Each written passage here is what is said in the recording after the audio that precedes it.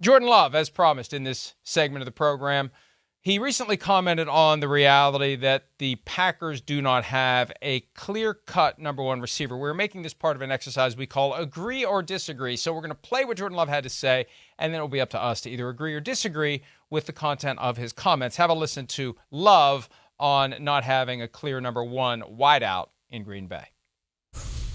We have a lot of depth at that receiver position, which I think is a really good thing. I think it's a good problem to have, and I think there's, you don't have to have a number one receiver. I think it works out well when you can spread the ball out, and you got different guys making different plays, and you can put them in different areas. I think it puts a lot more stress on the defense, and the calls that they can get in. So I think in the long run it helps us in not having a number one guy, a true number one guy, but I think all those guys can step up and be the one, any given day. Yeah, look, Jordan, and I like the attitude toward his teammates. It's a little different than what we've seen from time to time from Aaron Rodgers when he was the quarterback of the Packers. But if not having a number one receiver means not having that guy that keeps defensive coordinators awake at night, figuring out how to stop him, and we're going to have to put two guys on him everywhere he goes, I'll take a number one receiver. I'd rather have that guy that strikes fear in the heart of every defensive player he faces than to not have that guy. Yeah, so you're saying you disagree with this comment, right? I disagree with it. Yeah, I think he's just he's putting the best possible positive spin on it for the benefit of his teammates. Right. I would say I disagree too. But there are aspects of what he has said that I agree with.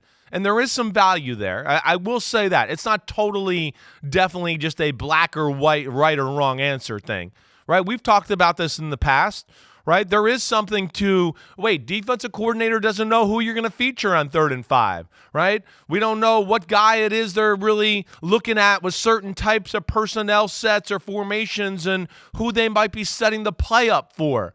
So big play in the game. Who do we double? I don't know. They throw the ball to everybody kind of equally, right? Do we double just a guy that's in a certain position because we feel like they'll get that position guy open? Or do we double a certain human being and go, I think they're going to go to that guy? So I do think there is, some value in that. But I more lean towards what you're saying, right? And I would say with the no number one receiver thing, what we've seen is, okay, yeah, you can make it work, but if you want to go to the Super Bowl and all that, then you need to have something else that covers up for that. And that's where Patrick Mahomes and Andy Reid do that.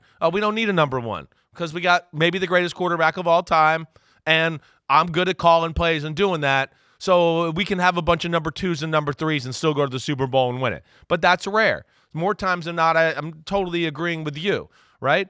I mean, Jamar Chase is making Joe Burrow's life easier. Jamar Chase is making Zach Taylor and the Bengals offense easier, right? I've had these conversations with Shanahan in the past when he had Andre Johnson or Julio Jones in Atlanta and Houston, right? There's something too when you have that guy and you put him in certain spots, you can basically get defenses into, they're going to play one or two of these defenses, and now I can make up all these plays because I know they're either going to do this or that to stop Julio, and now I got all these other options over there. So that's where the great value of the number one is, and yes, I'd rather have that number one guy. I'm going to somewhat revise what I said, though, because as you were saying that, I thought of one specific dynamic that I'll mention in a second. But I'm looking at it just from the standpoint of you've got Jaden Reed, Romeo Doubs, Christian Watson, Dontavian Wicks. If you could have, all of them great, but one of them dominant, that is that guy that requires double coverage wherever he goes, it makes it easier for everybody else. And they're all great. So go ahead and double the number one guy. We'll find one of the other three in a key moment. The problem is when you have that number one guy, there's an expectation you're going to feed that number one guy. Too. And I remember after Calvin Johnson retired from the Lions, I actually felt like Matthew Stafford got better. Yeah, I hear you. Because he no longer had to look for Calvin Johnson. He no longer had to force it to Calvin Johnson when he was otherwise covered. He no longer had to watch Calvin Johnson a little bit longer than maybe he wanted to before he went off to the secondary receiver or the next guy on the list. Yeah. There's more freedom to be the quarterback of the team if all the guys are equal and nobody can run back to the huddle with that demeanor of, why didn't you throw me the ball? Yeah, I'm the there's best receiver real. in football. You're right about that. That is real. You feel that pressure. The offensive coordinator and the quarterback will force the ball to that guy because, yeah, you go, well, hey, he's the best guy on our team. He's the best athlete on our team. We got to give him the ball, how important it is. And then that usually that person wants the ball, and it does add pressure, right? So nothing's perfect. But I still think at the end of the day, if you ask Tom Brady, do you want Gronk and all the things that teams have got to do to stop him that open up other things, or Randy Moss at one point, or if you ask Peyton Manning, do you want Marvin Harrison or not, they're going to go, yeah, I'll take him. I'll deal with I'll get you the ball next series. We'll get it to you next series. I'll deal with that for all the other great things that come along with it. But I do think there's some value to what Jordan Love's saying. He's not totally wrong. Yeah, I mean, yeah.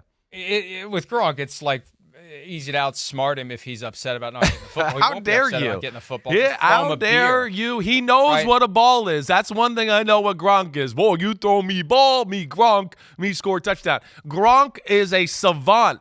When it comes to football, he becomes Albert freaking Einstein. Let me just tell you once again, he might not be able to spell his last name, and I'm saying that jokingly because he's the man. I think he's the greatest tight end of all time. But I've sat in tight end meetings with him, and he could call up like the most intricate blocking. I got to make this call. I got to do this right off the top of us. That's where he was amazing, Mike. He really was, right? You always talk about, hey, people have special things in their life that they're good at or they can comprehend. And when it came to football, Gronk was like a natural, a savant, and you could explain one blocking scheme to him, and he could pick it up like that and never forget it.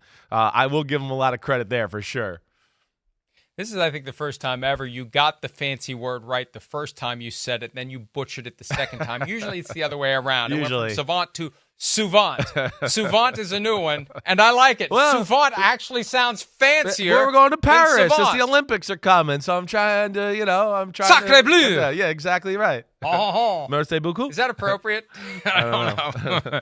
Hey, if it's Italian, it's okay. So I'm just, Hey, I know. Hey, what am I going to do about it? Hey! All right. Damien Harris, on what went wrong for Mac Jones in New England. This is some interesting stuff that really isn't all that surprising to me. I think you know which way I'm going on agree or disagree. Right. This comes from the Athletic Football Show. Have a listen. What happened to Mac Jones in New England was not because of Mac Jones. What happened in New England to Mac Jones was because of the fact you took away an offensive coordinator who coached him to be a Pro Bowler and almost coached us to winning our division with a rookie quarterback in his first year. And then you take, whenever Josh McDaniels left, then you take Matt Patricia, who's coached defense his entire life, Joe Judge, who's been a special teams coach, coach receivers at some point, and then you just throw him in there and be like, hey, coach this kid up. He's a first round pick, but as long as you teach him what I say, everything's going to be fine. And fine. Now Mac Jones is in Jacksonville. Now they're on to Drake May. They're on to a whole, it's like Mac Jones, the breath of Mac Jones in New England, it came and went. And it shouldn't have the way that it went. And the only reason that it did was because Bill Belichick, being stuck in his ways, was very much so like, as long as I am here, as long as I am, along with Robert Kraft, the top dog at this organization, no matter who, no matter where, what position, where they coach, whatever, we will have success. Great stuff from Damien Harris. And I agree with you completely because we knew what was happening as it was happening. I was reporting on it. It was a mess. You make Matt Patricia the de facto offensive coordinator. Joe Judge is the quarterback's coach, sort of. And any progress that we saw from Mac Jones in his rookie year was undone.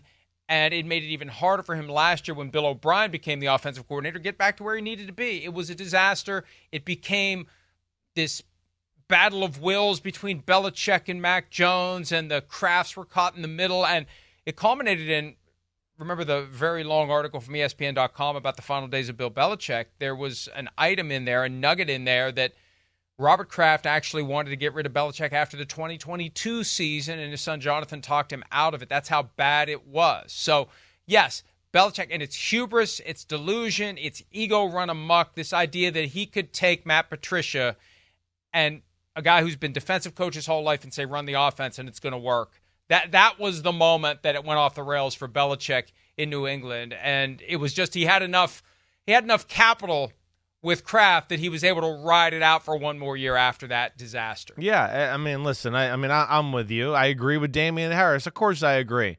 That was a disaster. That's where you feel for Mac Jones, right? I mean, listen, even as Damien Harris is saying that, right, he's listening to the words coming out of his mouth. He's laughing. He's like defensive coordinator, special teams coach. He couldn't even hold it back, right? I don't know what Bill Belichick was thinking there. It's like he got to a point in his career where he just didn't want somebody new in the building and have to rewire a new robot that has to get used to his way of life. So he tried to make it happen with those two guys. And yes, it was detrimental to Mac Jones' career.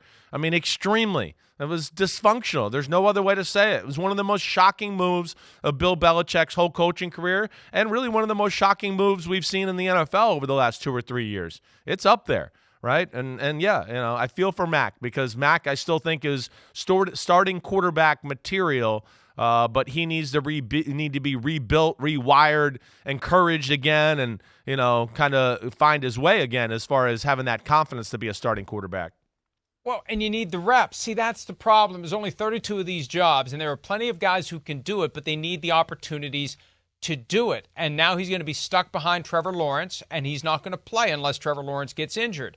And what can you really do there to earn a spot somewhere else? So you slip into the Geno Smith mode of your career where you had the opportunity, it didn't work, and now how committed are you to doing all the things you have to do to put in all the effort to be a backup and wait for an opportunity that might never come? Because every year there's a new crop of quarterbacks coming in, and you're not getting the chances to improve your craft, because there's only so much you can do at practice to make yourself a better quarterback. There's no replacement for being out there in game situations, getting more experience, seeing more defenses, going through more real actual circumstances and making yourself better that way. So it's unfortunate, but this is why it drives me crazy in the run-up to the draft. And look at the quarterbacks this year.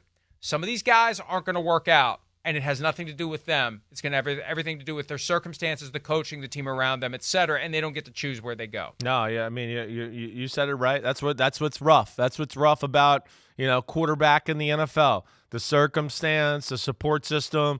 Other than a few guys, right? Mahomes, Allen, Lamar, right? Burrows, they can make anything work. But after you start to get out of that group there, no, there's got to be something there to help them out a little bit.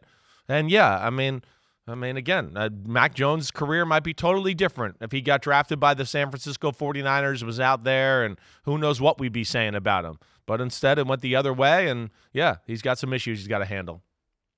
Christian Hackenberg recently said that his career went off the rails because he ended up with the Jets. And Zach Wilson could say the same thing. And, I made the comment earlier this year in the PFT Writers text thread, they probably would have screwed up Patrick Mahomes if they had ended up with him in 2017. So maybe not, but there would have been a chance of it. And just bad teams can cause players to never become what they can be. It didn't happen in Houston. They had been one of the most dysfunctional franchises in all of football. CJ Stroud came to town along with head coach Nico Collins, and they turned it around. Here's Stroud on having receiver Nico Collins under contract for the next several years. First of all, I'm just proud of that guy. My brother Nico, he's shown up and shown out. When his number is called, he always makes a play. And he's a generational talent, man. He's like our age is Andre Johnson, in my opinion, of just how fast he is, how he gets in and out of his braces, releases, how strong he is. And I think last year was just a preview to what is to come for him. That is a bold move to call him our generation's Andre Johnson, especially when you've got Tank Dell, who was great last year as a rookie, coming off of that broken leg. Hopefully he'll be healthy, and he'll be very effective if he is. And they have Stephon Diggs there as well. Stroud is going to have plenty of weapons to choose from. And it gets back to that dynamic we were talking about earlier. Will guys be happy with how frequently or infrequently the ball comes their way? Stroud's going to be the one in charge of that, but it sounds like he thinks he's got something in Nico Collins. Do you agree or disagree with that very glowing assessment? I'll disagree with that one. Not to disrespect Nico Collins, who I think is really good, like really good. Mine is more about Andre Johnson is one of the most special receivers we've ever seen in the history of football. We're talking about a generation right now. We're in it, right, Mike? Where wide receivers going to the Hall of Fame, they all got good stats, all of that. But Andre Johnson, Larry Fitzgerald, Antonio Brown, and I know I'm missing a few guys, but those are part of the slam dunk, no doubt they're going to the Hall of Fame type of guys of the generation, right? There's no doubt about that. I mean, this guy was tearing it up with quarterbacks that weren't necessarily superstars. And, man, when you played them back in the day, it was like, whoa, we better double him. Whoa, you better have a safety over the top of him, right? I mean, hey, putting you in a real bind. One of those guys I always talk about, Mike, I mean, can score anywhere, anytime. 80-yard bomb, catch a slant 4 yards down the field, run 80 yards for a touchdown, can do it all. Nico's really good, but I'm just saying Andre Johnson's like the Deion Sanders Hall of Fame type talent for me, Mike. He's one of those kind of guys. And Andre Johnson was great right out of the gates. Right out of the gates. Well, he had nearly 1,000 yards as a rookie. He had 1,142 in his second season. It took Nico Collins a little while to get going. That's right. So Johnson was clearly going to be a star from the moment he was drafted in 2003 by the Texans out of Miami. We all knew it. And it came to fruition. You said something there that is probably a topic for another day, but Antonio Brown... Yeah, it's going to be interesting to see what the voters do with Antonio Brown, because they made Chris Carter wait because they didn't like Chris Carter. They made Terrell Owens wait because they didn't like Terrell Owens. There's going to be people in that room who aren't going to be able to turn off their own humanity when it comes to their personal feelings about Antonio Brown, regardless of whether or not the on-field stuff deserves it. And this is one of the flaws in this process, but there have been occasions where guys have been forced to wait because the voters don't like the guy who's up for the consideration. No, I mean, you said the right name. I mean, Terrell Owens is like in everybody's top 3 receivers in the history of football, and he had to wait. He should have been a first ballot Hall of Famer. But, yeah, he rubbed a few people wrong in that voting room, and it didn't work out for him. But yeah, I hear you, Mike. I think we both agree what he did on the field puts him in that small group of receivers where you just go, he's a no-doubter, right? But, yeah, the off-the-field stuff, and a lot of it is, disgusting and somewhat disrespectful. It's going to hurt Antonio Brown. The ways in which some of the voters contorted reality to justify not putting Terrell Owens in the Hall of Fame on the first ballot was shocking to me, and it's one of the reasons. Well, I think there's a lot worse people than Terrell Owens, right? That got in quicker, easier, less pushback. Yeah. Than Terrell Owens' situation. But to come up with just ridiculous arguments that defied logic and common sense, it really was something. And it's not as hard to come up with arguments against Antonio Brown. I guess Antonio Brown wasn't as dominant as Terrell Owens, but still, it's going to be a factor. Yeah. I thought of that when you mentioned his name. I think it's a good talk. Because you take away all the crap that happened after 2018, and it's an easier case to make. You throw that stuff in there, and there's going to be some people who are reluctant to put him in. All right. Although the enshrinement speech would probably be extremely entertaining. I think I would vote yes just for that. They might have to go on a 30-second, delay with that one there. You don't know what might come out of his mouth. Hi, it's Mike Florio. Thanks for watching PFT on YouTube. Hit subscribe for the latest news and analysis from Pro Football Talk.